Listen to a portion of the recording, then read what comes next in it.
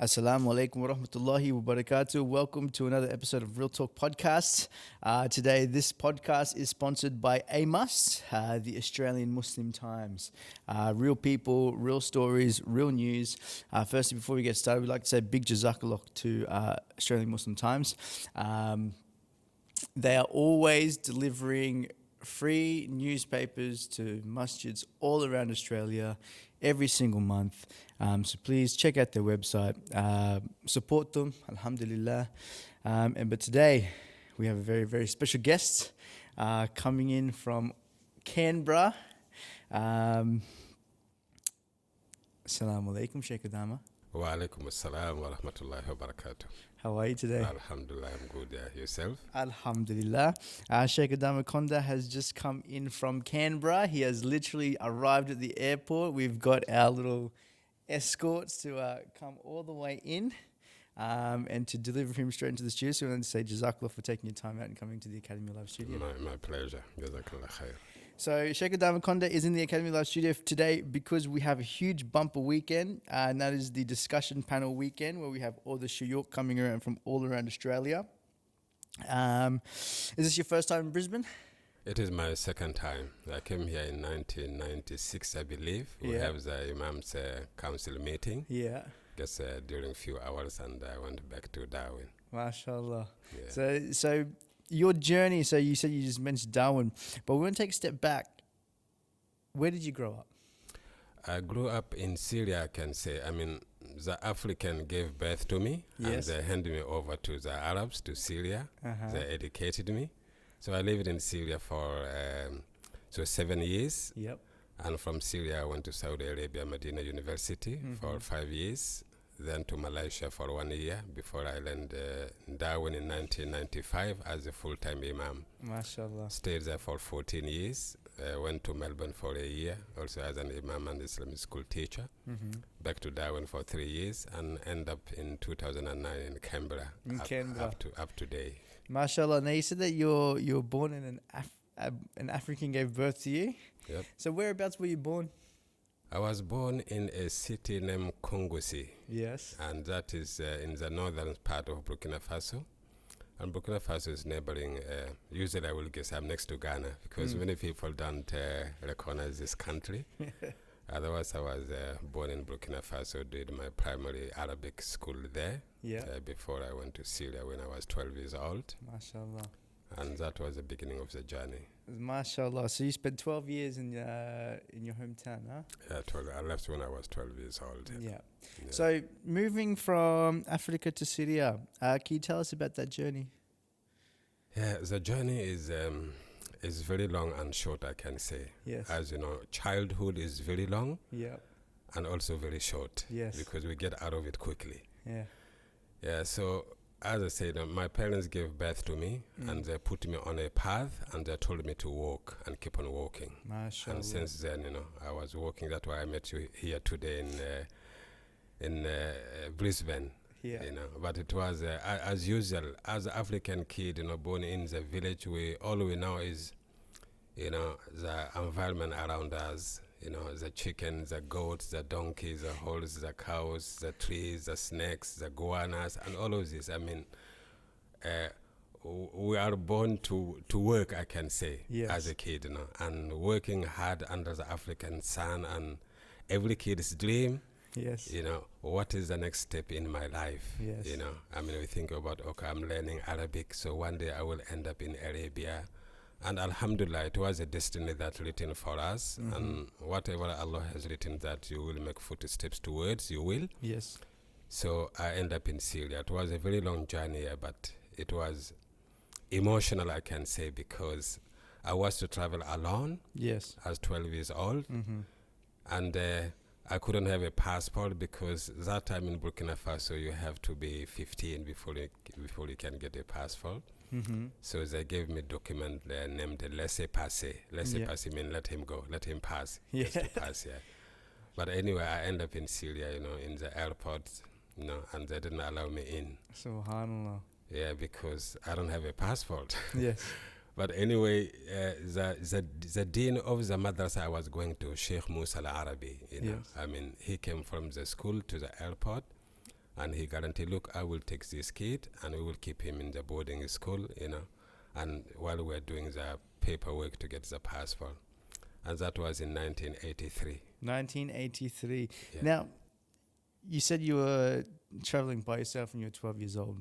Yeah. We've had many imams on this podcast before, Mm-hmm. and a lot of them are childhood madrasas. Yeah.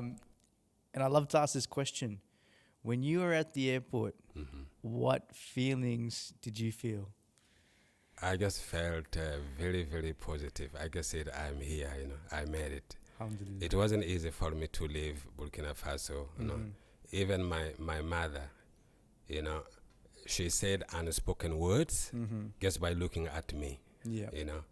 And I look back at her with a childhood eyes, but I could read the story of her face. She was asking me, do you really want to do this? Yes.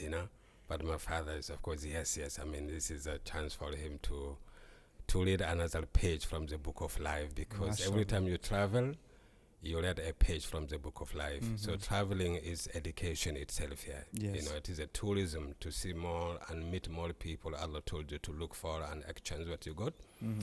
Yeah, but it was a dream for me, being in Africa. We dreamed that to go somewhere, and grow up and come back. So I loved the journey, and I just saw it as a window of opportunity for me. It was difficult from every dimension there, financially, emotionally, socially, Yes. the journey itself, But in the end, alhamdulillah, it happened there. Alhamdulillah. Because, everybody have a destiny written for you, and it will happen, You just put your trust in Allah subhanahu wa ta'ala, and what is hidden for you in the store of qadar, only Allah knows. MashaAllah. I really love the story. Now, have you seen your parents? Yeah, being in Syria for 7 years, I never seen them. It was, but when you have a family, you have a family, and this is our nature. I never, for example, right now, unless you can find me one. Right now, I believe I'm the only one from Burkina Faso in Australia. Unless you can prove to me now and say, look, I know somebody else, which I never met. I'm here for 24 years now. You've never met anybody else? I never heard anyway, but I don't feel lonely. Why? Because we are made for one another as a human being, This is my family, and this world is my home. I don't believe no longer in the artificial borders that is made to divide us intentionally. Yes. Allah has given you so many people. Why you limit them to my race, my kind, my people? And that is not the language of Islam. Yeah. Islam made us one nation and link us to one nation in the history, the nations of the prophets, and we need to live up to that title. And Allah's hand will be with us. But we should never submit to division, because once we submit to division, we submit to weakness. And the condition of the Ummah is very clear witness for that. Yes. Due to that, I live in Syria for 7 years, never seen my mom or my dad. At the same time, I miss them, but because of the present family, students from all over the world, from Syria itself, from Lebanon, from Turkey, from Albania, Germany, from Holland, from America, from Papua New Guinea, from Indonesia, from everywhere, and we all are the children of Islam. The teachers were our parents, the mothers was our home, our country, and our mother. And everybody, guess what? I have another brother from this country under the spirit of Islam. Yeah. So due to that, I didn't feel like missing home, or because I felt home. Yes. But not seeing your parents for so long, your brothers and sisters. Sometimes, of course, you go under your blanket and cry, in silence here. Plus, financially, you're not able to go back every year. Yes. But in the end of the day, that's what they wanted. They wanted me to grow. And I believe I have grown up through that experience, and I went back later after 7 years, and we saw one another, and alhamdulillah, everything was good. Alhamdulillah. And the journey continued. So I just want to touch on something very, very quickly. So, I love to hear the sacrifice of the parents. and your journey throughout your way. We have a viewer of ours. He was one of our first students to our online course, and he's from Sydney. And we're from Brisbane. He's from Sydney, and he heard that Sheikh Adama Konda was coming into the Academy Alive group, and he sent a message on one of our YouTube videos. He says, "Please, inshallah, please let me know if you're having Sheikh Adama Konda on the podcast." I said, "Alhamdulillah, of course we're going to get him on," and he's a very big fan of yours. And he's a revert to Islam. But what I wanted to touch on is that your story, I read your story when you were growing up, and you touched on it before about no barriers in regards to society. Yeah. Now, you do a lot of work when it comes to intercultural, cross-communicational faith. Now, why is it that you're so passionate about this topic? Because to me, this is our nature. If we notice, Allah subhanahu wa ta'ala, He made us and He gave us one name. Into two branches. Yes. Male and female. But our name is a human being. And He told us why He made us so different in our cultures and race and ethnics for one reason: to share with one another what the other. Because every time we meet a human being, as it says this, every time the opportunity to practice brotherhood present itself whenever you meet another human being. And this is, every human is a unique person. They have a lot. They know things we don't know. And Allah wants us to share this, because I know a bit, you know a bit, but when we're together, we know a lot. MashaAllah. And when you look from that point, so every time you meet a human being, do your best to get the best out of them before the time of separation comes. Yeah. Otherwise, we have one home. This is this universe. Yes. We are one nation, and we have a duty towards every human being, just like the prophet. Every prophet's a duty. Why prophets came to this world? Not to look after the good, but to look after those potentially good, which means sometimes we call them bad. And if that is a name to be given to them, I can say I'm one of them. Who is that good human being who doesn't have bad in them? So once my duty towards every human being, those who are in the light, encourage them to keep on going, and those in the darkness, invite them and tell them to come out willingly into something better. So we have a mission to accomplish. Every human being, a believer or a non-believer, a mission is the same one. To help them know the purpose of life. So that is our mission. And when you look from that point of view, I always say that every human being, I just want them to say to Allah on the day of judgment that Adam was a good person, because that is the only thing we need. And we have this opportunity whenever you meet somebody else. We should use this chance to get more witnesses that since I met this person, never abuse me, insult me, backbite me, do this, because that is the purpose of our Islam, to be good to one another. Not to be bad to one another. For Allah, we cannot be good to Him or be bad to Him. He made all the rules and the law and the divine teaching for our own well-being as a human family. And we have this responsibility. So I don't believe in this thing, we and them. We are either lead or be led or get out of the way. This is the two options here. You lead. If you don't know how to lead, you follow. Otherwise, get out of the way.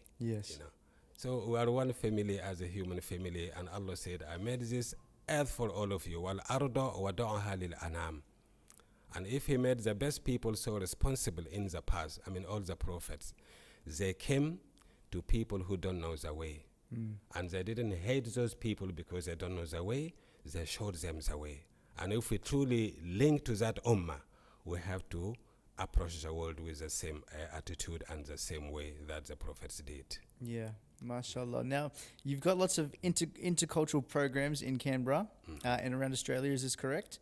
Now, what do you find what age group do you feel that is the least acceptance of a diverse society? Is this the younger people, or is this the older generation? With the younger people, as you know, they're just practicing their nature. Yes. And our nature is to be obedient, to be good. But environment can change things around. Yes. Because as children, Khalil Jabran said, children don't have opinion. The only opinions they have is what was given to them by parents or teachers. If you leave them on the nature, they will grow up. They don't know colors unless somebody teaches them colors. Because this is a nature. They see colors in everything. And they compare the same thing to human family. Yes. We see different colors in birds, in animals, in soil. So it is normal for us also to have different colors. But when we have dark intention in us, we can turn it into something that will hurt somebody. Yes. So I found children really to deal with is easy because they don't challenge intentionally and they don't mean to hurt you. You just feel responsible to participate in the making of their life for them. Especially when you look in the Quran, Allah subhanahu wa ta'ala, he never talked to children. He talked about children, but he talked to parents and teachers how to help children get out of that weakness age and step of life and make them stand on their own feet and use their own head to think. So you just feel like I'm very responsible, just like seeing myself. I mean, the teacher that I will never forget, how did he make it to train 113 of us in a village by himself? Teaching us ba, ta, tha, until I became what I am today. How did he do that? And I was a poor kid who used to walk 14 kilometers every day with no shoes in my feet to the city, for 6 years.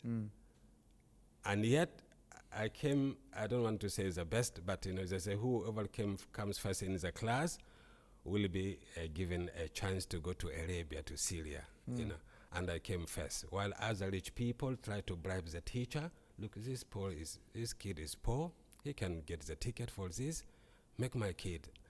And the teacher said to them, only when Harun Konda opens his mouth and say to me, Abu Bakr, I know my kid is the first in the class, but I don't have money to buy the ticket. Give the chance to somebody else. If Harun says this, and then I will look at somebody else. This is a teacher. MashaAllah. He did not teach us with information, but with inspiration. And I always struggle to be like him. I want the people to take the last thing from me is what I say. But the inspiration is what make information become useful. And some people, they just teach you not by information, but they put something in you can never forget, and you will always be a student to that person. They put a seed of trust and honesty and what it means to be a human being in you. You are not for sale by money or position or by bribe. He could do that without me or my father knowing. But he refused because he was a real human being, like the way Allah intended to create human being. I can classify him in that type of people here. MashaAllah, may Allah reward him, huh? Amen. Subhanallah. So that's how your journey began into Syria. It was a challenge, but every challenge is to make you grow, and we know that. Now you said that growing up that you came from a background which wasn't very wealthy. Now, how did you manage to fly all the way over to Syria without a passport? Living in my village that time anyway, we used to be rich. Rich mean we have nothing and we don't want anything. Yes, that is a real way to be That's rich, a different kind of rich today, isn't it? Exactly. Today, because once you are after desire, you will die hungry because desire can never be satisfied. And that's what we are suffering nowadays in our world. We have everything, but yet we feel like we have nothing. But at that time, we have nothing and you don't want nothing either. And you don't want anything from anybody. You just take what you can make. You want a toy, make it. You want food, go to the bush, hunt, climb the trees, and all of these things here. But because the society was a father, the society was a teacher, the society was the police, the society was the judge, and what I cannot do at home, I cannot do it anywhere else in the society. Somebody will grab me from the ear and take me to my parents. Your son did this and that, but I disciplined him. It is over. Yes. Just to let you know. Oh, mashallah. So everybody was a teacher. In my village, we have Muslims, Christians, and native people who don't believe in no religion. Yes. But everybody was a teacher because no matter what you claim to be, you must remain a human being. Yes. Even if you are religious, I believe God spoke to you as a human being, not as a tree or animal. So if you fail to be a human being, you cannot claim to be someone who follow Muhammad, peace be upon him, or Jesus Christ or Moses. You are just a failure. Because all of these things work only as a human being. And if you are in trouble, you are not alone. It was very hard for my father to make this decision. He told me, Adam, I know you passed the test, you came the first in the class, but with this gift, there is a test with it. And I don't think I can pass the test. And I want you to understand, I cannot buy you a ticket to go to Syria. So come back with us into the farm, work in the farm, look after. We have 4 cows. If you sell them, buy you a ticket, look at your siblings and your mom and us, So it was a sad news for me, but I understood, Yes. I understood, but I wasn't wise, But I let it go. Let it go mean I just have to submit to the fact and the reality. But as I said, because every child was a community's child. So after 3 months, a friend of my father came who was not even a Muslim. And he said, Harun, I'm angry with you. My father said, why? Why are you angry with me? What have I done? He said to him, how come you have a problem and you don't let me know? I thought we were friends. You didn't tell me, but I heard it from somebody else who cared for Adam more than you, he said. Adam is my son too. If he failed, we all failed. If he succeeded, we all succeeded. MashaAllah.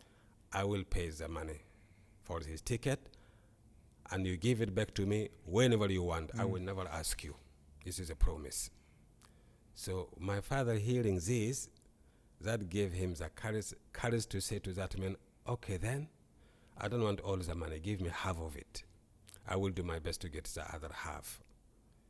Plus everybody in the village give 1 cent, that one, look, I don't have money, but I have a rooster. Take it and sell it and buy all of this. So to me, I guess so that I don't think I need to go anywhere. Why we're going far away? To look for happiness, to look for human beings, they are right here. Look at these people. Somebody come to you, I don't have money, but I have only a rooster. Sell it and add to the money which you can use to buy the ticket. And I end up going in Syria like that, leaving behind people who you don't want to leave because you don't know how good humans are. Yes. Until you see yourself in trouble.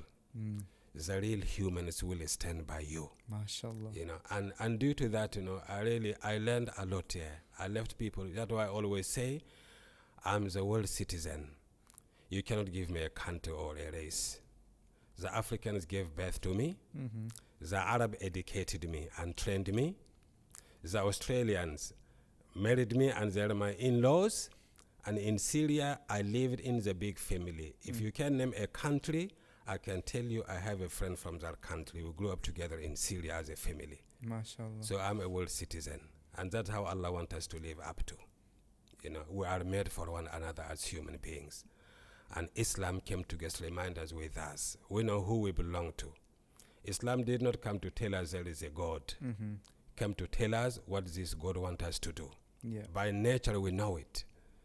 But the more you study, the more you know what you don't know yet. Because no matter what you know, you still don't know nothing yet. Because you don't have enough life to know everything.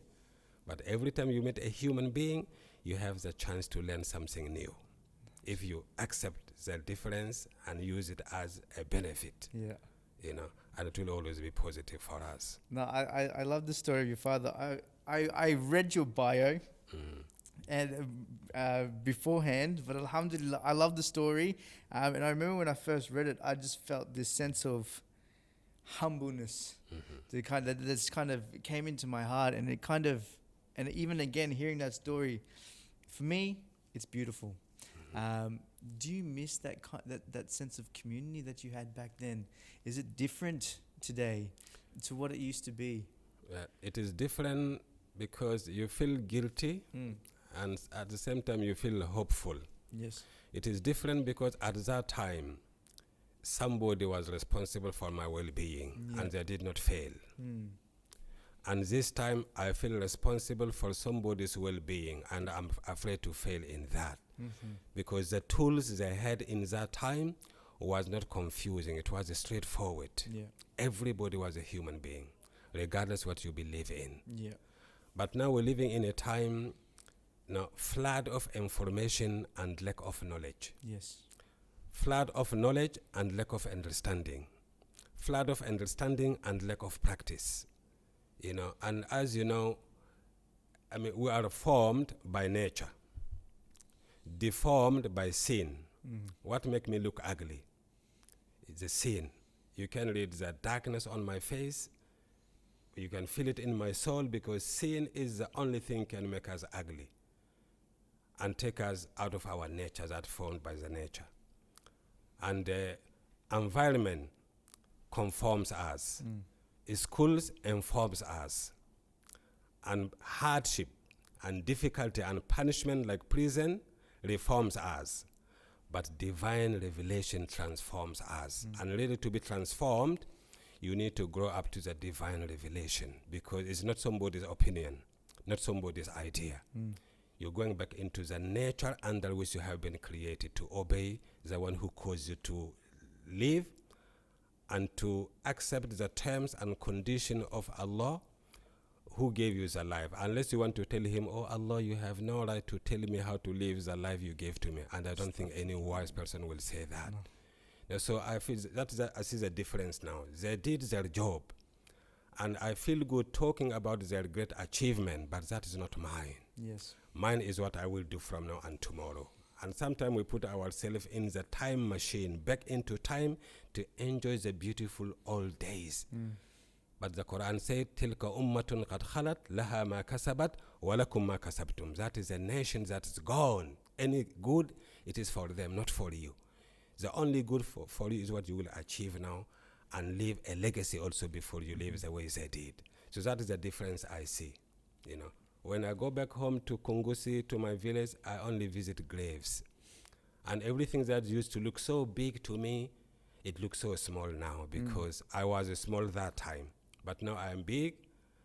I used to walk straight through into my mother's room. Now I have to kneel down to go. At that time it was big and everything. But when I visit the grave, I know this person, I remember the words. As a childhood, everything goes around is glued to your mind. Sometimes we think children don't know how to talk, don't know how to live. On the contrary, they know how to talk, but we don't understand their language. Yes. They know how to live, but we don't understand their world. But when they grow up, they can recall everything that happened in their childhood. It is a very powerful step in their life, and that's why you look at children, you feel very responsible. What type of participation I will make in their life, because they will look back into me when they grow up, what role did I play in their life?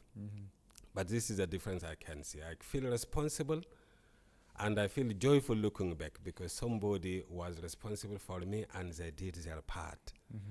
And at that time, media wasn't that spread. We have only the choice to work in the farm and nighttime go to the Kutab, which is a traditional Quran learning. Yep. We collect wood during the day and make fire during the night, and using the wooden boards to learn the abajada, hawaza.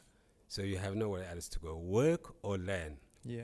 But now I feel sorry for the new generation, because everything is there, but nothing is there for them. No. And they have to go through on their own, which is very, and as I said before, environment conforms us, but into what is very dangerous and serious. Now, just switching topics very quickly before we end off, this is a project that I personally think is not very common in society, and that is the Project Ibrahim. Yeah. So basically, I like this concept where you're basically exploring religious and historic commonalities. What drove you to be a part of something like that? I know you've mentioned it. Yeah. To me, it gets like, be present and have your say, because this life is just like a shopping center. Yeah. And people are coming for business. If you have good product, come and display it. Yes. Prophet Ibrahim alayhi salam is someone the Muslims claim, the Christians claim, the Jewish claim. But why we claim him? Because he was upright man. And that claim, we cannot claim him if you don't follow his way of life. He was a tested servant of Allah subhanahu wa ta'ala, and he went through every trial and he passed. And Allah subhanahu wa ta'ala made him as a leader for the religious family. So I'm linked to Ibrahim not because somebody called for that Abrahamic program. No, it is my program.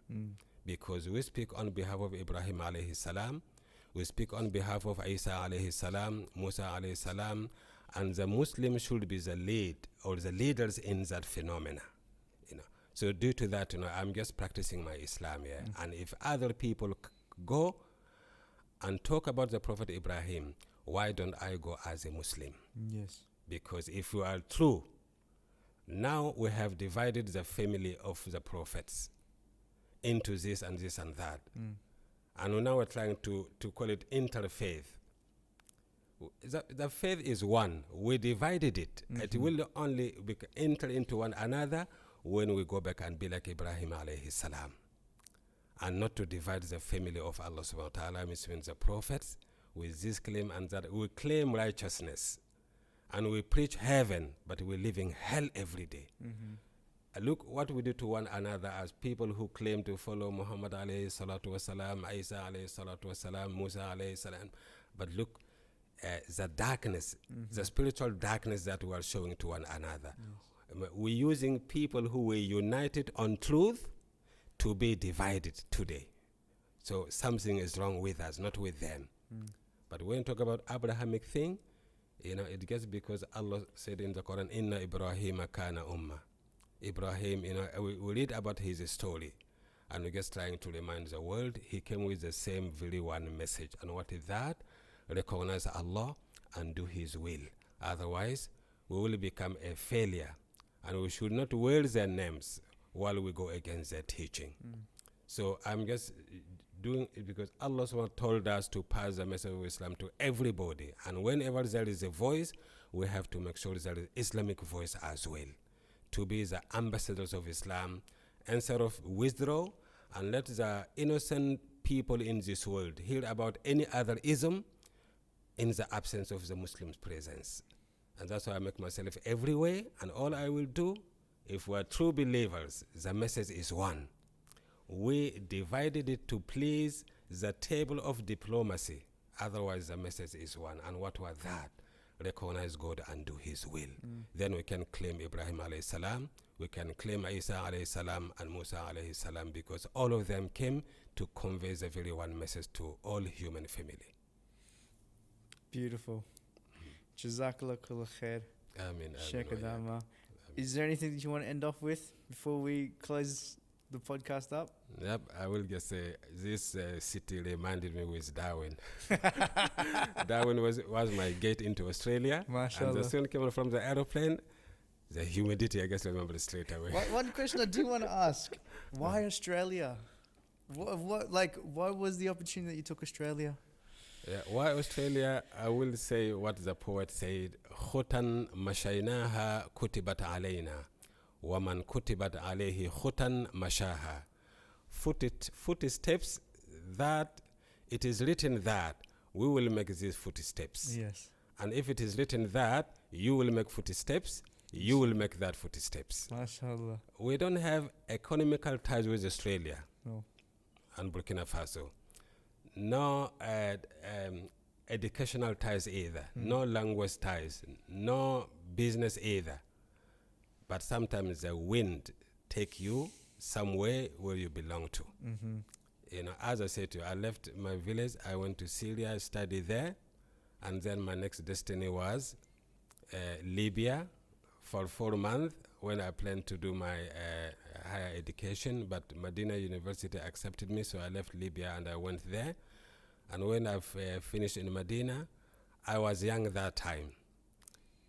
I was in my 24th.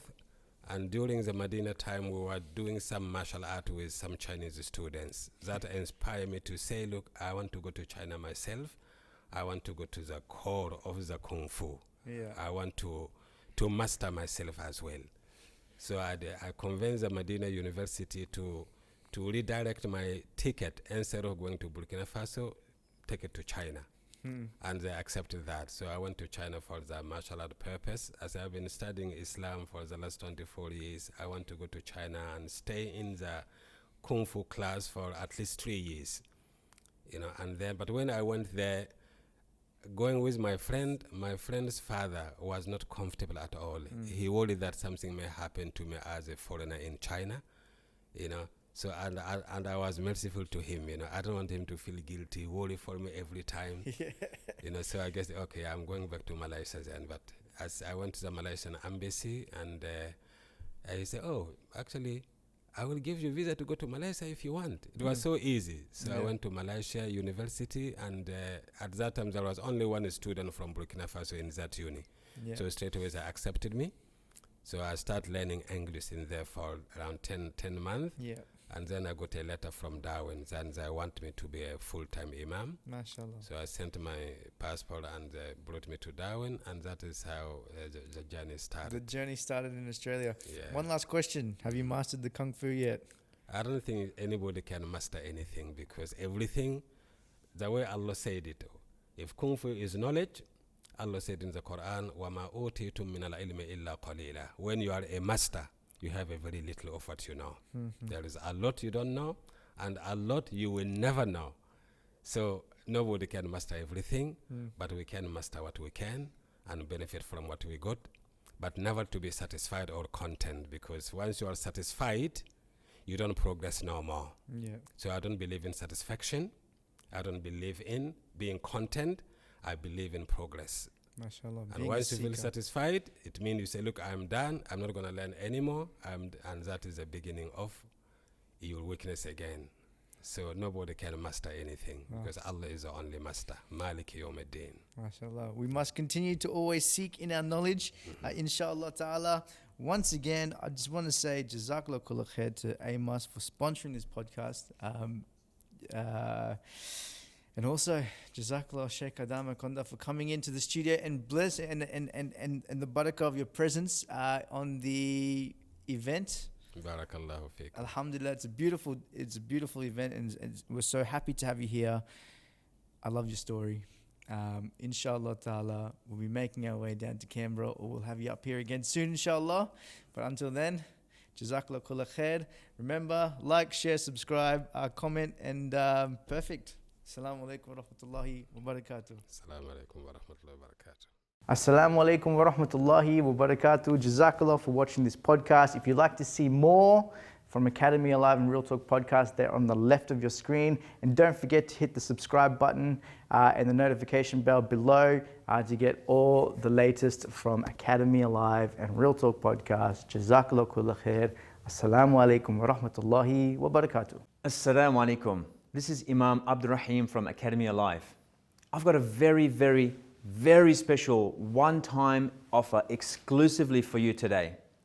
Access the Quran Alive Learning Management System, where you can gain the skills to translate anywhere in the Quran from the comfort of your own home in your own time, with direct access to hundreds of hours of recorded material.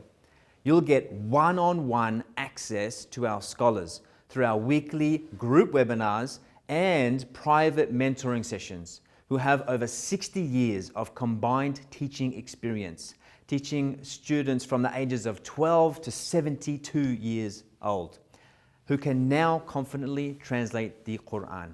How does that sound? You'll get the chance to access the Academy Alive publications. You do not want to miss out on this limited time special 30-day trial of the Quran Alive course. Click the link below to join our mentorship program, Coaching Through the Quran, and embark on your journey today.